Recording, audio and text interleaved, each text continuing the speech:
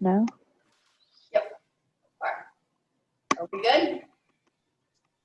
Nope, we have to take it back so it stays in the. Yeah, we kind of covered the chamber thing. Okay, you can push it forward so it's in your way. I just didn't. Yep, there you go, right there. Okay, we're gonna go ahead and admit everyone who's waiting.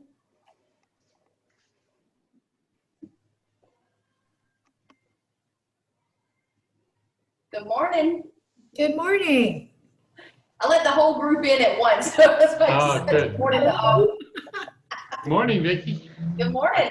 Nice Second seeing you time. again. It's been, I've changed the background this time. So. I noticed. I see your background. Yeah. Well, Vicki and I were on a call this morning and I had a picture of deception password. Figured I had to change a little bit just to, Just a little bit. yeah. Autumn, I like yours though. Yeah. You're on mute. I know, I have the coolest background for sure. Very nice.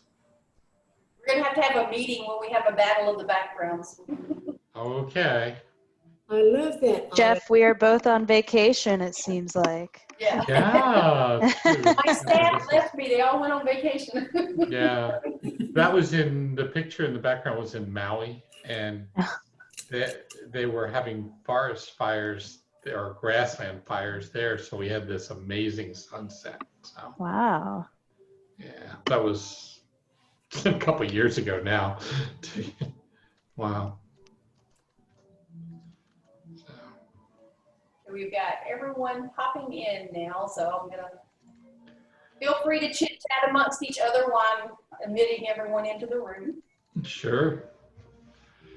How's Terry doing? Me? Yeah, I'm doing just fine, Jeff. good. How about you? Fine, thanks. Are you at work? Yes, I am. This is my Good. office. Yeah. Yeah. I don't have a I still think background like Autumn has the best office though. Yeah. I love your background. I miss the coconut trees and the beautiful sunset or sunrise. That was sunset. Yeah. There's Miss Gail.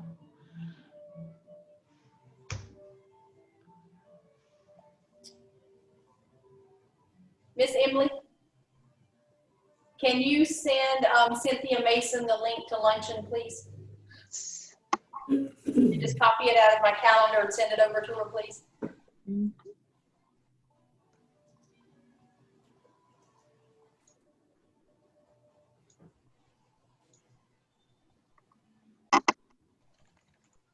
Sounds like somebody's ringing the doorbell. I want to say Avon calling.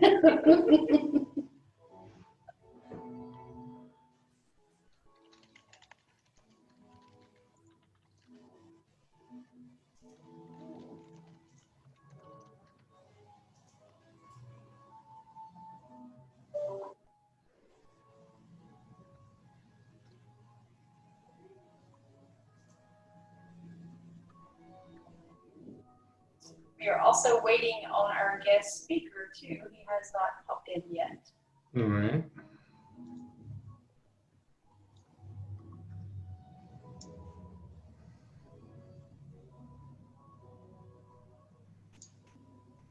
I know Zoom was having a few outages in some areas, so let's hope that everybody's going to be able to get in. Hmm.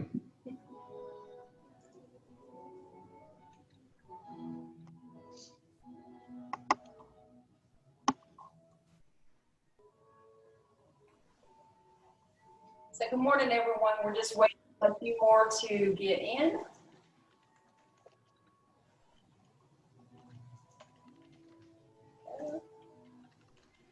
Can you hear me okay? Yes, ma'am. Yeah. Okay, thank you.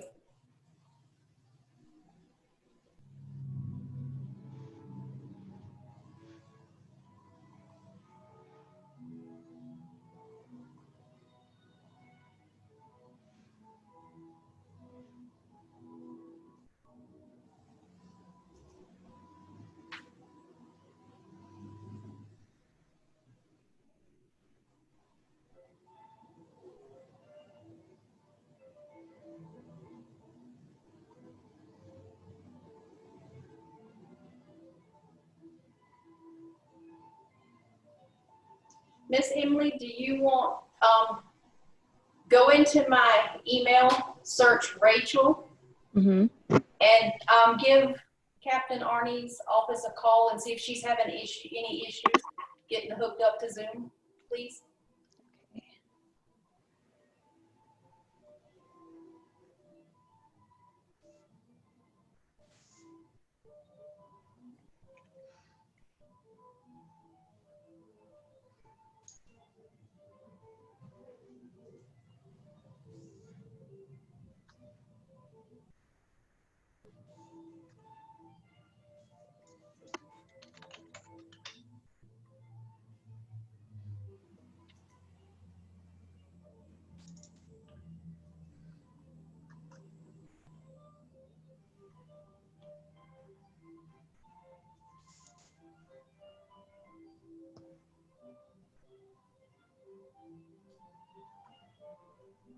So we still have a few more joining, so just bear with us. I apologize. Choice of technology. Yes. But it is the time. Mm-hmm.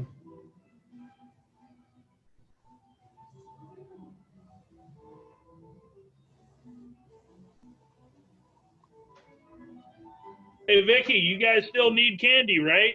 Yes, we do. Lots of it. I have a bag in the car to drop off to you today. Thank you. Okay, Serve Mart will be by with some more on Friday for you, so Okay, thank you. no problem.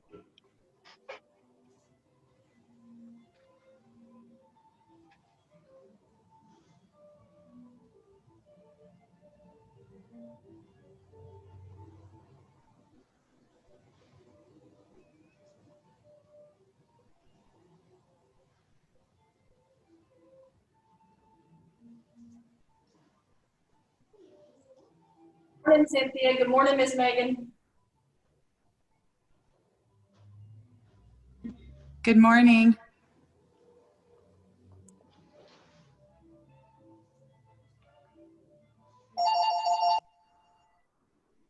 Morning, Miss Sue.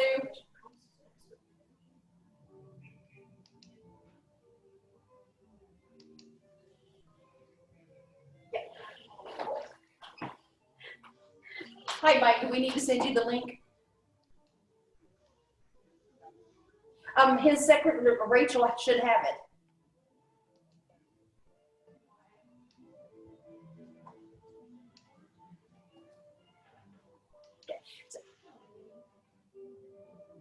I do. Emily, can you hear me? I think she may have Rachel on the, yeah, I think she may have her on the phone right now.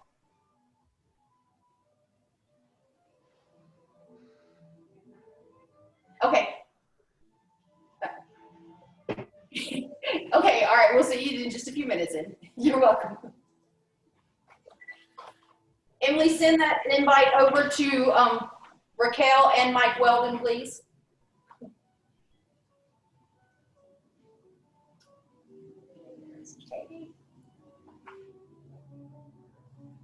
I don't know about everybody else, but I will be so glad when 2020 is behind us. Oh, yeah.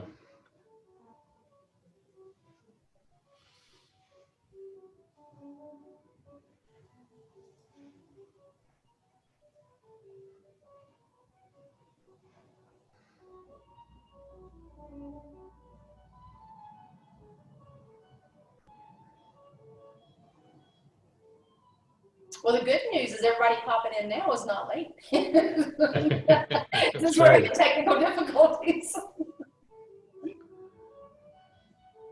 So Mr. Jeff, Noel is not going to be with us this morning, so would you mind, whenever we start, leading us in the Pledge of Allegiance?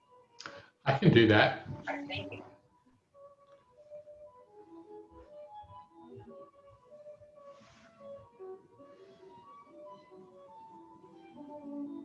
Emily is on the line now with the base correcting the connection.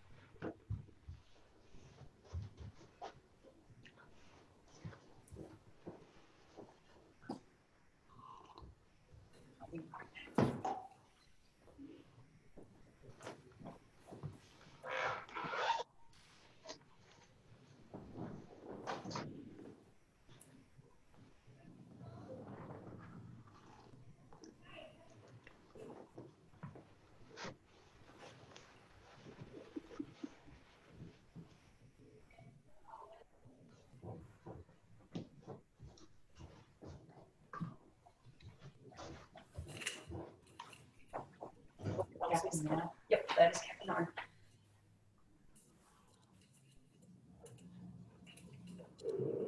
Yay, our guest speaker has made it. Hooray.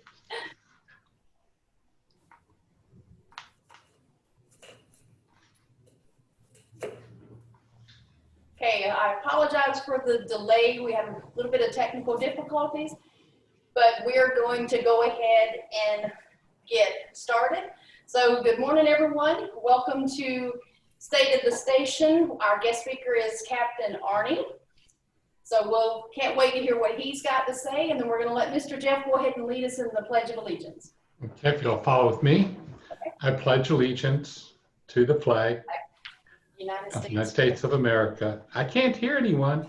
And to the republic For which it stands, one nation, under God, Indivisible. indivisible, with liberty and justice for all. You know, we're going to have to practice that. Yes, there's a lot of mutes in there. We might just have to start unmuting everyone. I know. Can't do it sitting down. Good. So our lunch sponsor this morning is Regency on Whidbey.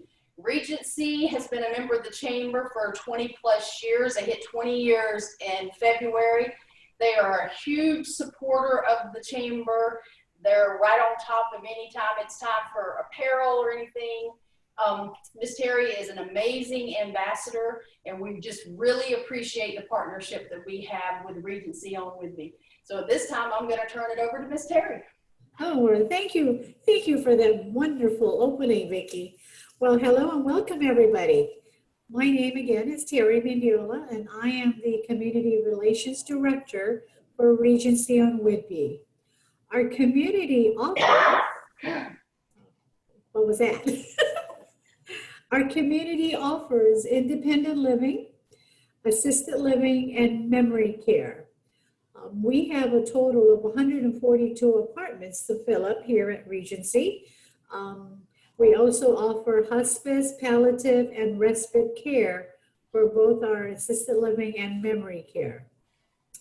Now, Regency and Whidbey, our mission is bringing independence to living and quality to life. With that said, our focus is on wellness and keeping a resident as independent as possible and provide them the perfect alternative to seniors who can no longer live on their own. Our residents enjoy beautiful appointed spaces, delicious meals, and engaging in activities. We have a management team of 12 managers. And with our managers, we all participate and help each other in keeping our residents safe, making sure that they stay healthy, and making sure that they engage in any social aspects within the community. Well, since COVID-19, and we all have been going through this for the past 7 months, it has definitely changed our lives here at Regency, as well as the families and our staff. At this time, we are allowing supervised outdoor visits with very strict protocol. We screen visitors as we have in the past, but we also will be using sanitation measures to ensure the safety of the residents, families, and staff. Outdoor visits now must be scheduled ahead of time through our front desk by calling both the assisted living and memory care community. This is to reduce exposure. We are limited to only 1 visit per day and no more than 2 people. It's been hard for everybody, but I just want to say that the families of all our residents have been so supportive and understanding, and we so greatly appreciate that. We do require residents and visitors to sign in and provide contact information and be screened for any symptoms. Now, we have added an outdoor visitor agreement that we have them sign so everyone understands the protocol. Again, Visitors must clean their hands on arrival, wear a mask, and of course, social distancing and no physical contact is permitted during this visit. And believe me, it's hard. And I've seen families, I mean, as much as they want to hug their loved ones, but they do understand the purpose of what we're doing here at Regency. Yes, again, Regency has been very active, and we like to stay active in the community. We like to participate and sponsor as many events as we can. And being a part of the chamber and being a part of this community has made Regency who we are today. And I want to express on behalf of Regency and Whidbey a huge thank you to the community for supporting us in every way. And we actually really, really appreciate that as well. And I think that's all I have. If you have any questions, please feel free to give me a call anytime. We'll be happy to answer any of your questions or any of your concerns. And thank you for giving us this opportunity. And thank you to the chamber as well as the board members and the wonderful staff. Thank you. Thank you, Ms. Terry. Thank you. You're welcome. Thank you. Okay, so we're going to move on to announcements now. Oh, by the way, I'm Vicki, in case you haven't met me. So we do have 4 positions open on the board. If you are interested in these positions, please either give me a call here at the chamber or shoot an email over to director@oakharborchamber.com. I can answer any of your questions, and we can make sure that we get you on the list before we send out ballots. We have a few grants still going on. The city just released a PPE grant that ends on the 21st. So go ahead and look that up. That is on their website. Go ahead and get into there, and that is to help you with PPE for your small businesses, like the gloves, mask, hand sanitizer, gowns if you need it, if you're like physical therapy or something like that. So make sure you take a look at that. Also, the Grant 2.0 is also available for small businesses. That's coming from Island County. That ends on the 22nd. Ms. Emily is going to drop this information into chat, so go ahead and grab it and take a look at it.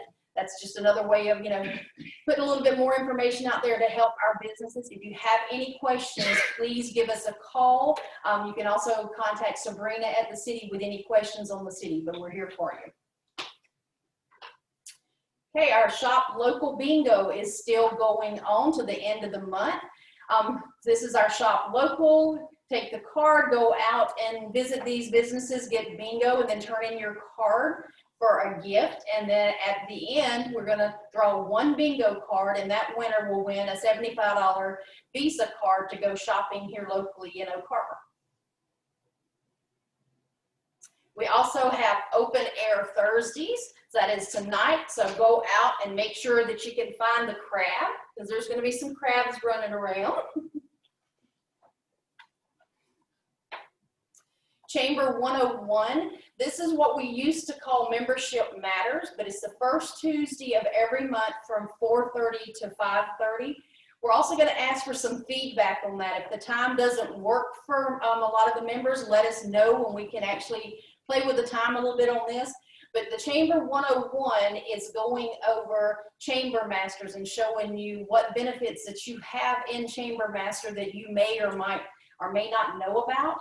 But there's a lot of good information there. There's a lot of easier way for you to update information about when you change staff. If you've got something special going on at your business, then you can go ahead and advertise it in there as well.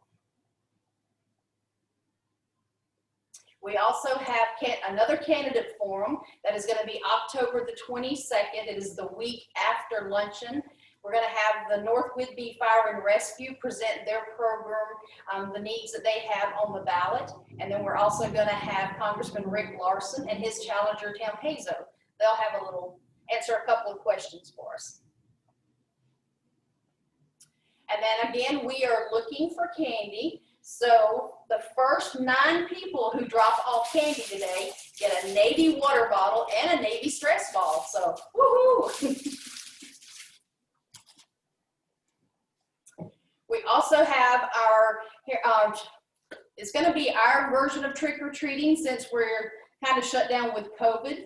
On the 26th, which is the Monday before Halloween, we're having a Harry Potter trivia night. You can register for that on our website. It's $5 to attend. The top 3 that are still in the trivia will win a prize, and we've got some really nice baskets. And then we're having a drive-through trick-or-treat Friday afternoon from 4 to 6. We're going to have a pop-up tent outside, and thank you to Dr. Gibbons. We get to have a little haunted forest next door too that we get to decorate the trees so as you drive through. So come on out and help celebrate that on Friday. And then there's a couple events that's going to be happening throughout the community. Roller Barn is talking of having a haunted house, but not the scary haunted house that they used to have. This is going to be a family-friendly one. So hope to see you for there. Business of the month went out this morning, so make sure that you fill out your ballots and get those turned in. And then this is the time for a business shout out. Does anyone want to give a shout out about your business? Anything that you might have going on, a special you have going on, change of hours, but this is your opportunity to let us know about it. Anyone?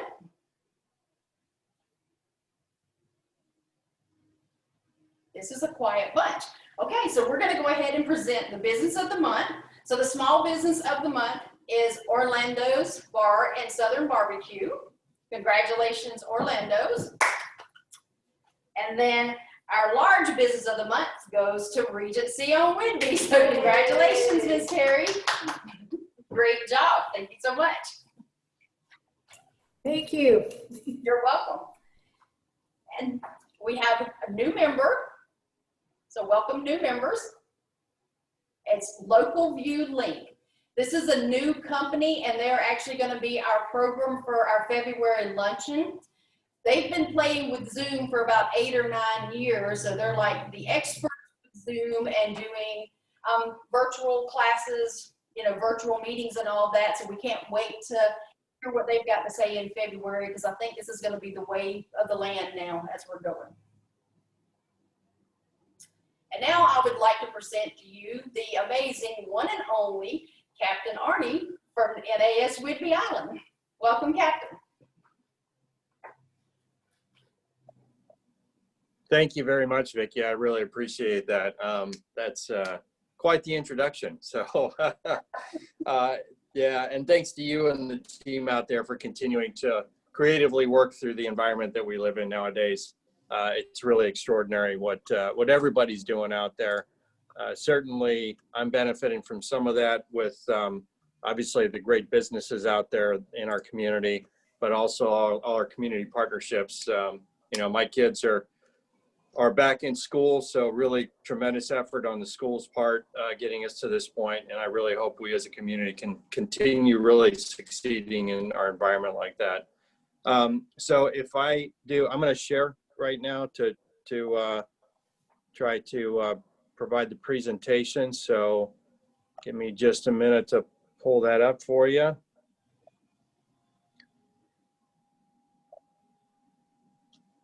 Go there, almost there.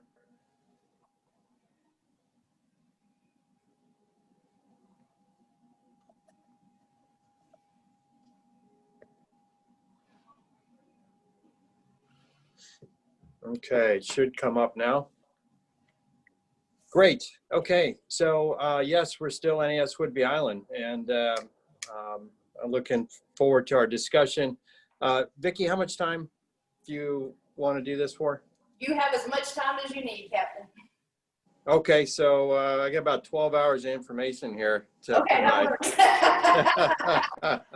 We haven't seen you in such a long time. We'll give you the floor for a while. Oh, well, I appreciate that. But I'll just kind of run through this in about probably 20 minutes and really just kind of hitting some of the highlights, some of the things that have changed since the last time that we talked to the chamber.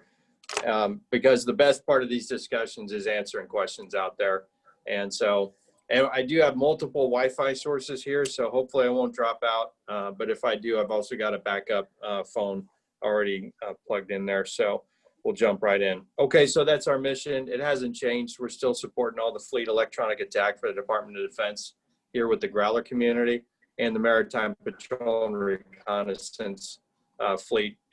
And so I'll have some platform updates real quick here. Providing resources to realistically train for air, land, and sea operations. We're going through our Northwest testing and training process, and so I'll talk about that briefly. And of course, enabling the Navy's mission, really supporting the fleet fighter and family.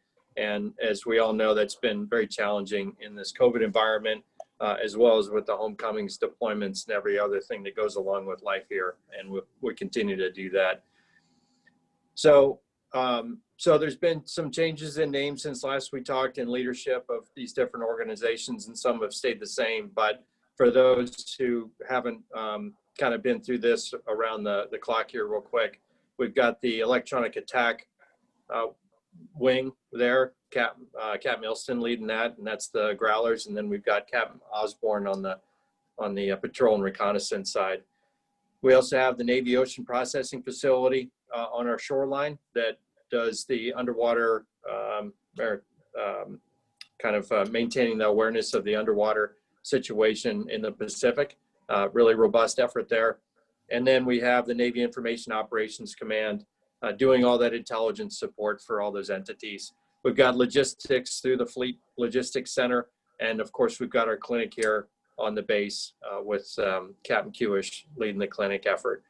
On the left side, we've got the Fleet Readiness Center providing that higher level maintenance effort for our aircraft. And that's Commander Al Palmer, soon to be Captain Al Palmer, on the 1st of October. And then we've got the Center for Naval Aviation Technical Training Unit, training all those technicians in how to do their jobs on the different platforms and in their specialty. We've got the Navy Operating Support Center, which runs all of our reserve effort, making sure that they're all trained and equipped and ready to go for their missions. And then we've got the VR-61 providing that airlift capability inherent to the installation, but also we get a lot of other assets coming in here to help push out personnel and equipment and bring them back home as well. A lot of community partners. When you look at the training range complex, we're Oregon, Washington, and Northern California. And but a lot of our focus obviously is right around the installations with Oak Harbor and other local communities. And also the tribal partners. We've got about 55 tribes who we work with throughout the extent of the area. Since the last time we talked, we do have our new region commander, Admiral Steve Barnett. And so he's located over there at Bangor. He's been over here a couple times. And we also have Captain Miller running our Naval Facilities Command. Population has been pretty consistent since the last time we talked. I think it was about 8,500 military at that point. We're about 8,600 for 10,700 total employees working on the installation. And the economic impact I talked about last time, over $1 billion in 2017, as studied in 2018. For the platform transitions and update section here, we do have the EP3 Ares up there in the upper left.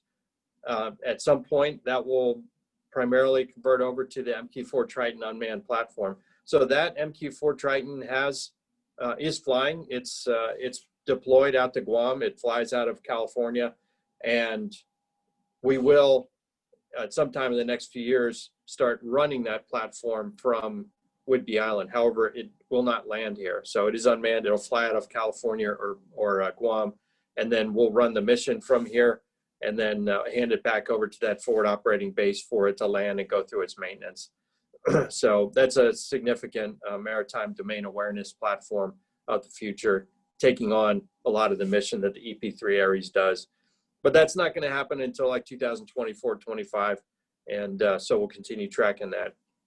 The P3 Orion, we've been through a lot of the changes there. I'll get to that on the next slide, to the P8. And then we've got the Growlers. And then we still have the H-60 search and rescue helicopters here, doing great stuff out in the community helping out with search and rescue, but here because of the Growler to support the Growler mission. So for that maritime patrol side, and please, if anybody has a question at any time, please just jump in, stop me in my tracks, and I'm happy to answer questions at any time. We'll obviously have more time at the end. So on the P8, we have completed transition for all 6 of the operational P3 to P8 squadrons. And so we just have our reserve squadron left, BP-69, flying the P3. And we're unclear right now on whether that transition is going to happen or not. We should get that answer in the next year. And then the Triton there, I talked about the MQ-4 Triton. The wingspan is longer than the P8 Poseidon you can see on the upper left there. And so we're complete with the project for that mission control station. And once the squadron is stood up, then we're there to support them and the platform.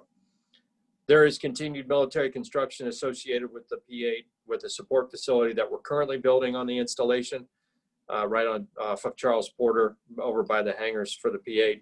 And then we've got taxiway and runway enhancements and annual maintenance we're doing. And then also if that BP-69 transition were to happen, we would have construction associated with that as well. On the Growler side, everybody's familiar with the decision that was made March of last year to expand the Growler community by, in the end, 36 aircraft and about 600 some personnel. And so you can see the distribution of the aircraft and associated distribution of personnel for those different squadrons there on the slide. And then important to note that that expansion of the community is not immediate. It trickles in over time, and we're currently anticipating it to take until about 2028 to reach that expansion. So operations, I showed this last time. We've updated with more recent data. And so you can see there in the, on the shaded, the upper part of the line, you've got the total number of operations at the installation, including OLF Coupeville and Altfield. And then the bar graph is the total number of field carrier landing practice, or that aircraft carrier landing training that we do. And then the blue shaded part is OLF Coupeville. So you can see the highs from the 70s and the 90s, the downturn in the operations from the sundown of the A6 Intruder leading up to 1997. We also had in the mid 90s, we had the introduction of the P3 from Moffett down in California to NAS Whidbey Island. And then we had the operations you can see through the 90s and into the 2000s, and the transition to the Growler platform. The last Prowler was in that 2015 timeframe when we sundown Prowler activities here. And now with the continued expansion of the Growler community up to that 118 operational aircraft, you can see if we were to hit the maximum permitted under that environmental impact, environmental analysis, then you would get up to that 112,000 out there in the out years. But again, the expansion of the Growler community is not going to fully happen until 2028. And so I really don't foresee us hitting that maximum number of operations in that time frame. So likewise, you know, when we look at the health of the Navy in its entirety, this is one that I do like to highlight. This graph is from the comprehensive review that came out of the Fitzgerald and McCain collisions a couple of years ago. And so it's really a telling graph. When you look on the left axis there, the total number of ships in the Navy, we were up around a 600 ship Navy in the end of the Reagan era. And then now we're down to around 290 ships in the fleet right now. And then the blue is the percentage of those ships deployed, which gets you to about the same number of ships deployed, just over 100 ships deployed at any one time on average. But the percentage of the fleet that's deployed is so much higher nowadays because of the lower number of ships. So we're maintaining that same global presence. We've got ships that are more capable than we had back then, aircraft that are more capable than we had back then, but the personnel is the same personnel. And so the wear and tear on personnel, and certainly wear and tear on the ships and aircraft as well as we deploy them and operate them constantly is a big drain on our resources, obviously, but that's something that we need to do and aligned with our national security strategy that's endured for a while. And so we continue to manage that that wear and tear on our personnel and our equipment as we work into the future here at Whidbey Island. So the population on the left, coming out of our minimum that we had of about 6,900 service members on the installation in 2014, and now we're passing up through about 8,600 service members, looking to top out at about 9,000 in 2022, and then we kind of reach that steady state that we see in the out years. So we've got the increase of personnel on the Growler side, which is in blue. So that blue section gets bigger as we go through the years, but the mid section there on the Maritime Patrol side decreases over time with each transition of a P8 to P3, or P3 to P8 transition, and then with the decommissioning of UQ1 and the commissioning of UP11 and the Triton platform, that will have a significant reduction in personnel there.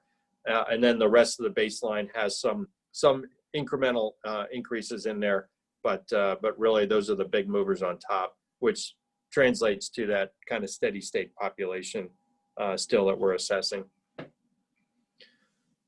Construction associated with all this, and also, by the way, you can put questions in chat too.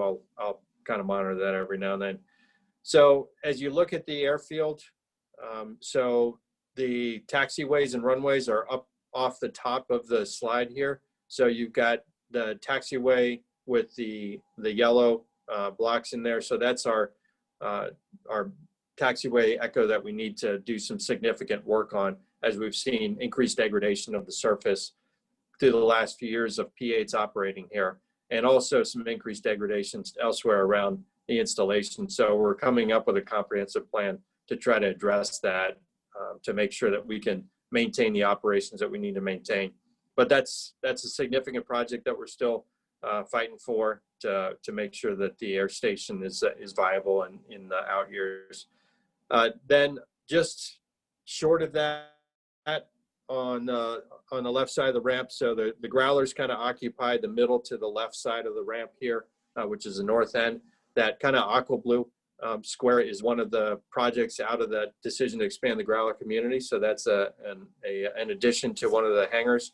And then we're constructing another hangar just out from that right now. And so that hangar, hangar 15, will be complete in the summer of 2021.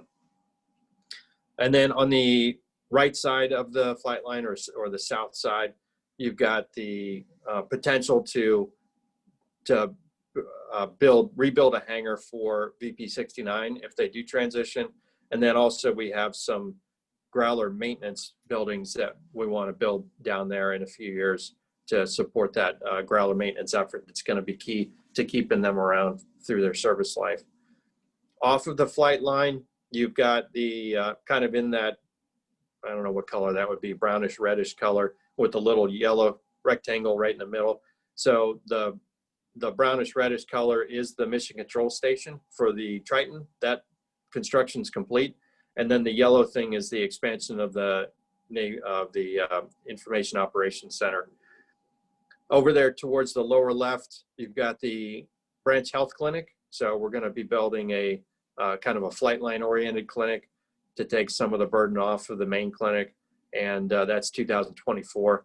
And then in the lower right, you've got two insets for the seaplane base. The one to the left is the preferred location for rebuilding the main clinic and actually moving that over to the seaplane base. And then on the lower right is outside of the lagoon is a wastewater treatment facility, military construction project that we've had planned for years. That is one of our alternatives for the current lagoon wastewater treatment plant.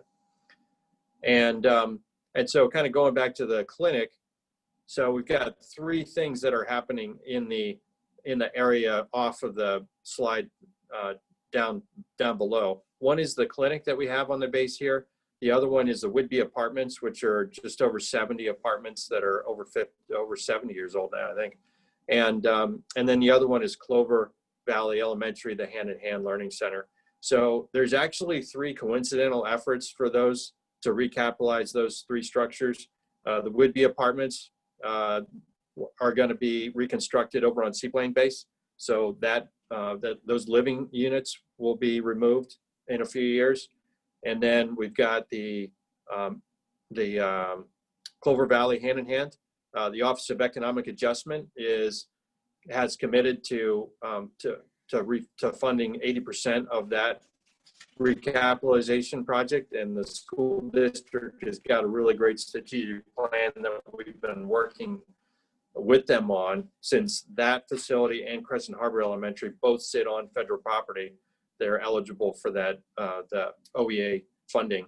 And then we have the clinic. So if those three things separately but coincidentally are recapitalized out of that area, then we can kind of restore our pattern a little bit tighter and bring some of the noise even more onto the installation and off of the north part of Oak Harbor. But that's something that I would kind of envision for about 15 years out with each of those three different efforts going on. So speaking of noise, we do operate aircraft, so we do produce noise. And so the fiscal year 20 National Defense Authorization Act had in their sound monitoring to be done at 2 West Coast Navy installations. So not surprisingly, NAS Whidbey Island was on there, as well as NAS Lemoore down in California. We also have one site for 365 days continuous monitoring over there in Olympic National Park. So as part of this real-time effort is be 12 sites that we look at to gather the noise data around Altfield and OLF Coopville. And so it's 1 week, 4 times a year to capture each season. Each week of monitoring will be when the OLF is active. And so basically on that Monday through Thursday, you get the high intensity. Friday, you kind of get a medium intensity. And then all weekend, you get no aircraft activity or very low. And so that allows us to have those 3 different areas that the sound engineers and our third-party contractor has recommended to meet the requirements to report back to Congress. All that data is going to be available. We've been working with community leaders on the site selections, and we'll be moving into actually doing those monitoring periods coming up soon.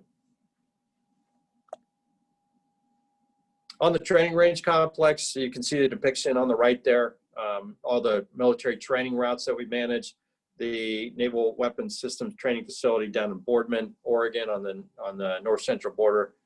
And then we also have the EW range over there on the Olympic Peninsula. So a lot of areas that we operate there to get the training done in the local area. As far as the EW range, that's been in great use. You can see through 2017 to 19, we actually started using it in 2017. And you can see we're getting a lot of work done there. And that's all work that we would have had to send personnel and aircraft out to other locations to do. So it's more time away from home, more time on the aircraft as opposed to doing it locally. So that's been a really big return on the investment of putting those little trucks out there to operate and working with the U.S. Forest Service on being able to do that out there. So that's been good success, and it really provides the basic training that we need in the training squadron. Boardman, Oregon continues to develop down there. We've got UAS activity with training and testing. Oregon Military Department uses it a lot. And of course, our aircraft, our Growler, go down there to do low altitude tactical training and surface to air counter tactics. And so we continue to have a small group of sailors down there doing great work to keep that facility running and improving it. And also Oregon is also doing their own improvements. We went through an environmental impact statement a few years ago, and they're building a UAS facility down there, and they're building a special purpose machine gun range down there. And we've got great support throughout the military entities in the area. On the Northwest Training and Testing Supplemental EIS, it's supplemental because it's a supplement to the 2015 study that was completed. And so we're going through all the activities that have been done, and therefore translating that into what we need to do over the next 7 years to get the permits under the Marine Mammal Protection Act and the Endangered Species Act to continue doing not just air activity, but it's also surface, subsurface activity, training and testing in all these areas. And I can answer further questions on that stuff if you like. I do want to highlight on the Marine Species Monitoring Program, as we get to a record of decision here in the end of October, obviously we're seeing, and we've been through some public comment periods on the newt. We've seen a lot of stuff kind of disparaging the work that we're doing out there. And obviously, you know, the stuff that we need to do to train and test out there and the impact it has on the environment. That's part of the environmental analysis we go through, is understanding what that impact is.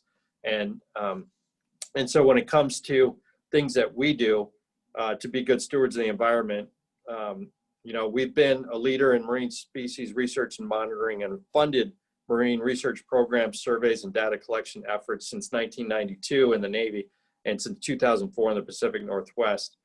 We partner with state and federal agencies, universities, research institutions, and all kinds of other entities, both private and public, to better understand marine species occurrence and behavior. We've been a leading contributor to scientific research and understanding conditions for the southern resident killer whale, and work together with the National Marine Fisheries Service. Over the last 5 years alone, you can see the numbers on the slide there. We've done $2.5 million towards understanding the southern resident killer whale, and $1.2 million for the salmon prey, and all those prey fish that are obviously important for the southern resident killer whale.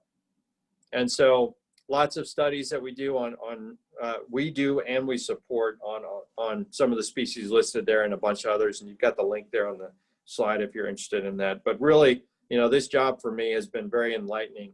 The very passionate and engaged researchers that we have within the Navy, and the great collaborations and partnerships we have with public, private entities to try to preserve and really enhance our understanding of the environment.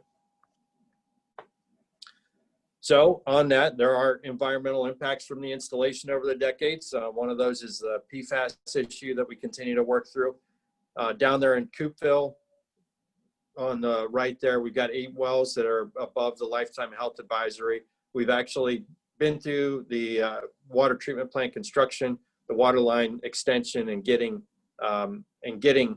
some of the local residents there connected to that new water treatment plant. So off of wells and onto the water that's provided by the town through the water treatment plant that we constructed. And so that's been a really great effort. Very quick as far as federal projects are concerned, but still it took a while. And then we still have a few wells that we still need to connect out of those 8 wells, and we're working through that process. On the Altfield, around Altfield, we have 8 wells around Altfield as well. You can see the locations there, 1 out to the east, 1 to the southwest, and then the other 6 down kind of off Goldie there. And so we've provided our engineering evaluation and cost analysis, and we're moving forward with the long-term actions to go ahead and connect most of those to city water, and then and one of them will provide a new well that we project will be will provide them appropriate drinking water.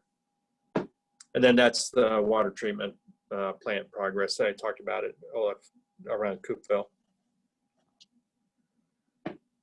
So in this year, in 2020, as much as we can love it or despise it, we've been dealing with a lot of issues out there. One of them obviously is racism with social justice and things going on out there in society. So in the Navy, I mean, I've been in the Navy since 1988, and I do feel that we've come a ways. That's Admiral Zumwalt back up in the 70s, as he really tried to get in there and grapple with the issues back at that time. And Admiral Gilday, our current Chief of Naval Operations, provided some thoughts a few times, and publicly and privately, on how to understand racism. I can tell you that today there is some racism out there in the Navy amongst the ranks. We get over 40,000 new sailors every year, and they come from all over the nation and in some parts of the world.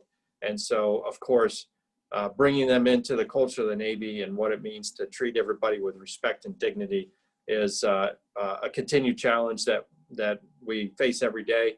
And I think we do admirably, but obviously we can do better. We've got the task force on race and inclusion going on, and I'll be very interested to see when that task force is complete, whether we'll be able to really resource that effectively to make even greater strides. But I do know that we continue to make movement in the right direction on this. And I certainly try to take the time within the command to do that constantly. And then coronavirus, we talked about, we are in health protection condition Bravo. Alpha is better than Bravo. We were at Charlie for a little while. There are a lot of places around the U.S. that are still at Charlie. And so we're at Bravo because of the mitigations that we've done on the base, but also because of the great community that we live in. There's many times throughout this process that I wish we could have just severed Deception Pass Bridge and the ferries and just lived in our own little element. But unfortunately, that's not the way it is. And there's a lot of great commerce and other stuff that, we take advantage of in our economy out here. But we've been able to get through that, maintain mission readiness. We've been working homecoming and deployments. We've been moving people in and out on PCS moves. So we're doing all these things, but there's a lot of deliberate actions that have to take place with everything to make sure that we're minimizing the risk of spreading coronavirus. And then family readiness. I mentioned the school effort, the monumental effort the school district is going through. Childcare is another one that's been near and dear to my heart. We actually, right before coronavirus hit, we started a project to try to figure out ways to expand childcare capacity through partnerships with the community. We're still doing that. I can share some more information on that if people are interested, but we've had some community leader engagement. We're going through some small group discussions to try to come up with some ways.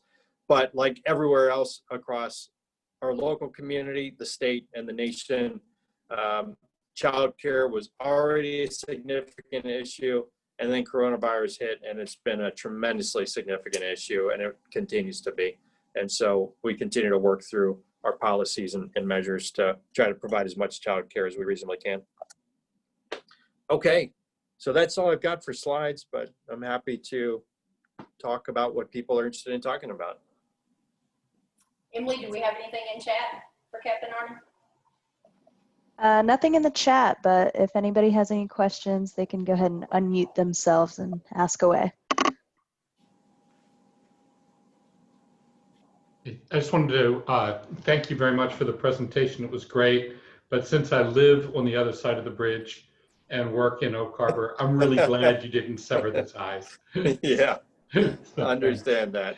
very good. And also be sure to say greetings to all of us, from all of us, to your wife too, who's just an exceptional person to represent you and represent the base. Yeah, thank you. Thank you. I agree. She is an exceptional person, and I'll pass your greetings on. Thank you. Thank you. So Captain Arnie, I'm with Summit Assistance Dogs, a nonprofit service dogs organization on the island. And we're always interested in recruiting puppy raisers. And we've often thought that, Navy families who are maybe not wanting to get a permanent pet because they might move, might make ideal families for raising puppies. And I've just tried to get through to somebody and haven't been able to. I wonder if you could give me some suggestions about who I might talk to. Yeah, absolutely. So interesting you bring that up, because my boys, they're well, one's just turned 9 a couple days ago, so now I have to say 9 and 6. So they've been putting the full court press on puppies. Oh, they'd be fabulous. Yeah, I'm not, and it's they hardly find time to feed the cat. So I'm curious about their measures on a puppy. But absolutely, I think that's a great partnership. So I'd like to make sure you connect with Mike Welding, our public affairs officer, and so we can certainly make that connection. And because we send an email out every Thursday with volunteer opportunities, oh my God, ways to help the community, to all hands on base. So absolutely, we're happy to put you into that group. So. Okay, so who should I contact? So Mike Welding, that's your email, or yeah, just that? sure. Yeah, okay. So phone number is 360-257-2286, and it's michael.welding@navy.mil. Okay, Great, thank you. I really appreciate that. My apologies for coming on late. I had trouble finding the link, so. No, that's all right. Thanks. There is a question in the chat here. Has the wildfire smoke impacted Navy operations at all? So, yeah, great. We've been getting some of that. So, like it's really foggy today, and I'm actually in my office right on the flight line. And so, yeah, you can see the flight line out there behind the screen. So it's been quiet around here because of the fog. So when it was just really the smoke, then no, it doesn't affect our operations too much because we can take off in pretty low visibility and ceiling limits and go do the mission. Obviously, there are people on the installation, like elsewhere in the community, who have are asthmatic or have some other conditions that make it more challenging. So we work with those individuals to make some accommodations. But as far as the mission goes, you know, we continue to operate. But with that visibility, you know, that does, we can't use OF Coupeville all the time because we need a little bit of weather to visually be able to fly down there and back. So it certainly affects the utilization of Coupeville, and we just end up doing that stuff here in those kind of bad weather days. Captain Arnie, Robin Myers with Camp Casey Conference Center and the Fort Casey Inn in Coupeville. I wanted to thank you for providing your weekly schedule, your 2-week schedule that Mr. Welding also pushes out. It's been really helpful for us to communicate to our guests and all our clients so that they're aware and they can bring earplugs or whatever they need to do or plan to go watch OLF. It's been a really great service. So thank you for providing that. Yeah, absolutely. You know, I appreciate you coming on there. It's, we're the only air station that does that, and I'm really glad that we can do that. And we do try to update it. Obviously, things change, so every now and then we got to throw some changes out there, but hopefully people can keep up with that. Because like you said, if they have the context for what's going on, it's a little more palatable. And when I was last flying FCLPs down at Coupeville a few weeks ago, it was amazing to see all the people lined up on the road, standing out there watching. So it's quite the show for those who want to get up close and personal. Thanks.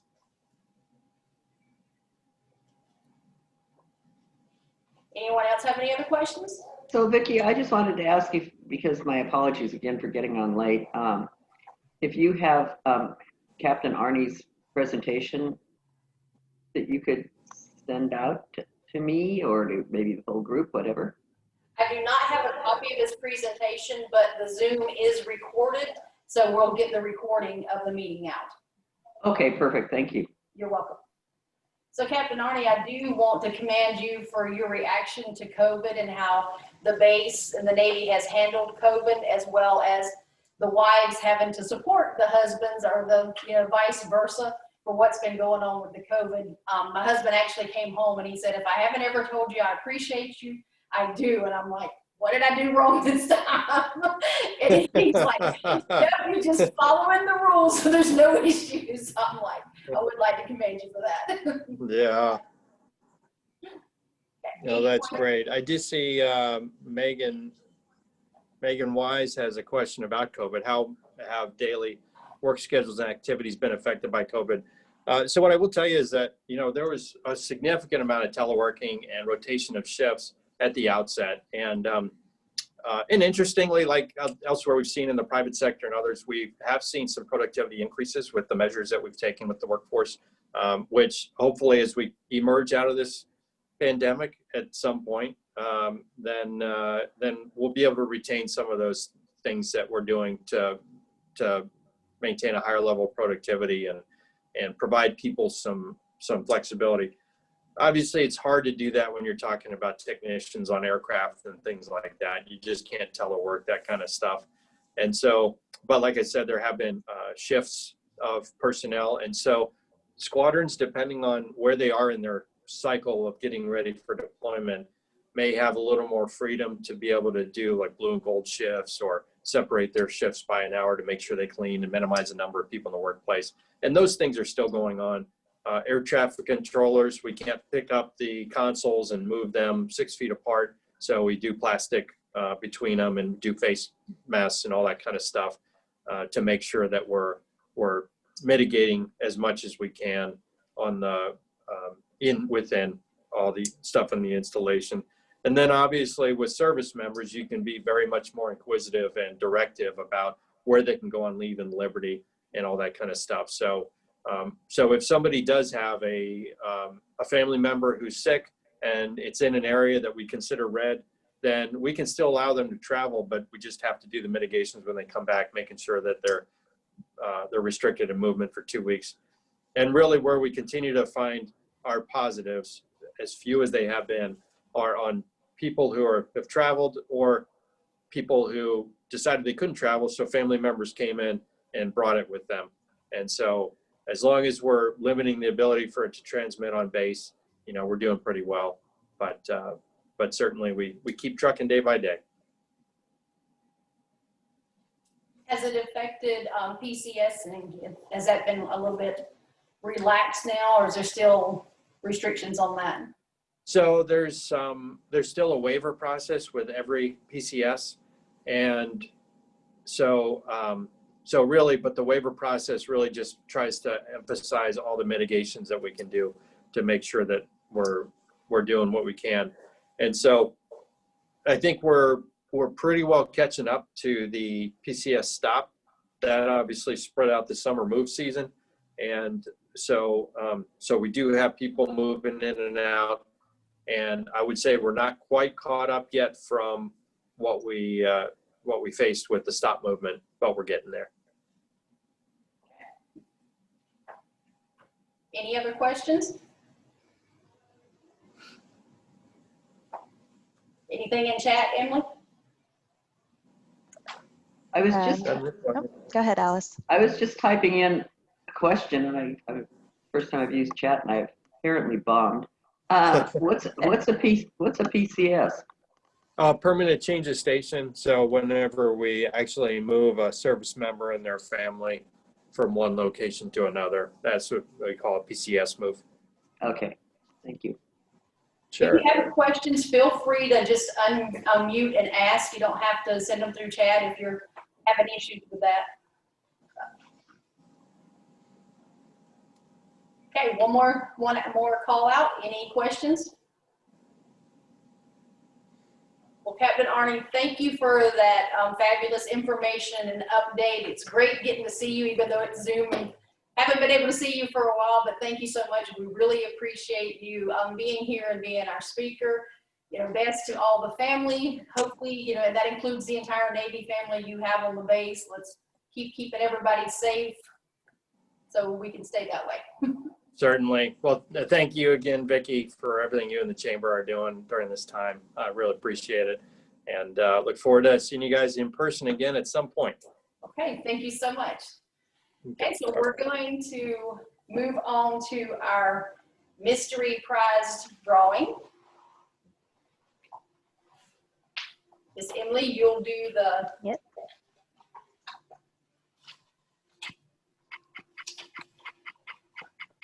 Da, da, da, da. And I'll do everyone closer. Let me know when. Okay. All right. Let me know when you're ready. Okay, and the winner is?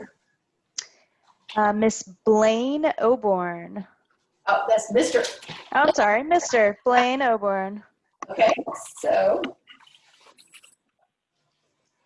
you might have to bring it a little bit closer because it's not wanting to zoom and put that zoom down. Let me zoom in. So, Blaine, what you have won, if you can see this, let me get a little bit closer to it, is our very own Navy basket. You have Navy water bottles, Navy teddy bear, Navy shirt, face mask, gloves, hand basket, your own Top Gun airplanes in the basket, and a chambergram from the chamber. So congratulations, Blaine. All right, does anyone have any comments or, ooh, that went a little bit too crazy, hold on. I think we're in a plane flying here. Any questions from the audience? You're a quiet bunch today. Okay, if there's no questions or any closing comments, I'd like to thank everyone for coming out and spending time and joining us today to get the update on Regency as well as the base. Really appreciate you being here. Don't forget, first 9 people to drop off a 50-ounce bag of candy or larger gets the Navy bottle and the squishy toys. And hope to see you soon. Thank you so much for coming. Bye.